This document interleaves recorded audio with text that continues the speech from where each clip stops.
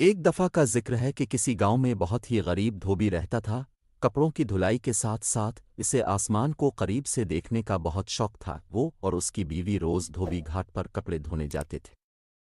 ایک روز جب اس کی بیوی کپڑوں کو سکھا رہی تھی، اس کی نظر آسمان پر پڑی۔ کیا دیکھتی ہے کہ آسمان سے ایک ہاتھی الفاتا ہوا زمین پر آتر رہا ہے۔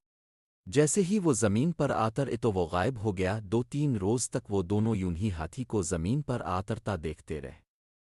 انہوں نے فیصلہ کیا کہ کل وہ اس ہاتھی پر نظر رکھیں گے کہ ہاتھی زمین پر کیوں آترتا ہے اور پھر غائب ہو جاتا ہے، آخر ایسا کیوں ہے۔ اگلے دن دونوں شدت سے اس ہاتھی کا انتظار کرنے لگے، آسمان پر بار بار نظر دوڑانے لگے۔ آخر ان کو آسمان سے ہاتھی زمین پر آترتا نظر آ ہی گیا۔ دونوں اس کے پیچھے چل پڑے۔ ہاتھی گنے کے کھیتوں میں گھس گیا اور خوب پیٹ بھر کر گنے کھانے لگا۔ ہاتھی کا پیٹ بھرا اور الفاڑنے کی تیاری کرنے لگا۔ جیسے ہی اس نے الفاڑن بھری، دونوں میاں بیوی نے بھی ہاتھی کی دام پکڑ لی اور ہاتھی کے ساتھ الفاڑنے لگے۔ ہاتھی آسمان کی بلندیوں کو پہنچا تو دھوبی کیا دیکھتا ہے کہ ایک پہاڑ ہیرے سونے کے جواہرات سے چمک رہا ہے۔ یوں لگ رہا تھا جیسے کوئی اپنا خزانہ یہاں چھوڑ کر بھول گیا ہے۔ دونوں میاں بیوی کی آنکھیں کھلی کی کھلی رہ گئیں۔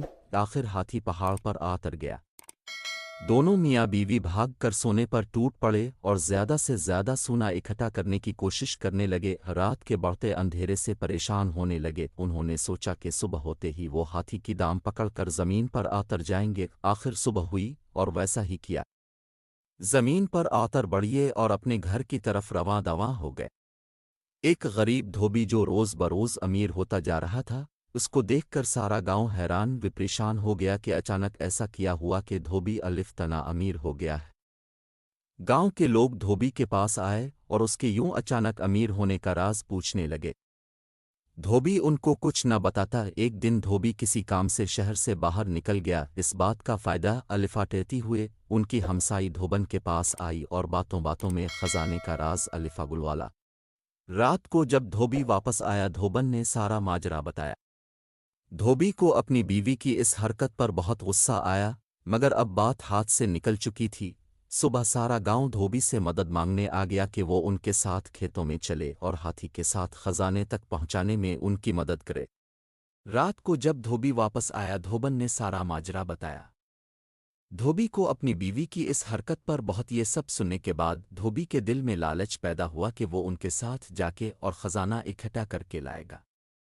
یہ سوچ کر وہ ان کے ساتھ جانے کے لیے راضی ہو گیا۔ اگلی صبح سارے گاؤں والے کھیتوں کی طرف نکل گئے اور آنکھیں آسمان پر جمائے بیٹھے تھے۔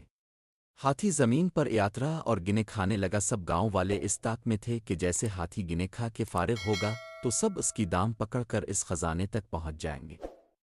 جیسے ہی ہاتھی الفانے لگا، سب نے اس کی دام پکڑ لی۔ دھوبی سب سے آگے اس کی دام پکڑے ہوئے تھا اور یوں اس کے پیچھے ایک لمبی قطار میں پورے گاؤں والے ایک دوسرے کو پکڑے الفاڑتی چلے جا رہے تھے۔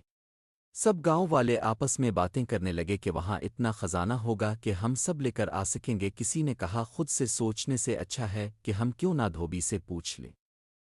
ایک گاؤں والے نے پوچھا کہ وہاں کتنا سونا ہے۔ دھوبی خزانے کی لالچ میں گاؤں والوں کے ساتھ چل دیا تھا۔ دام کو چھوڑتے ہوئے ہاتھوں کو پھیلا کر کہنے لگا، اتنا زیادہ۔ یہ کہنے کی دیر تھی کہ سب کے سب زمین پر گر پڑے اور ہاتھی مزے سے آسمان میں اپنی الفاڑن بھرنے لگا اور گاؤں والوں کو ان کی لالچ کی سزا مل گئی۔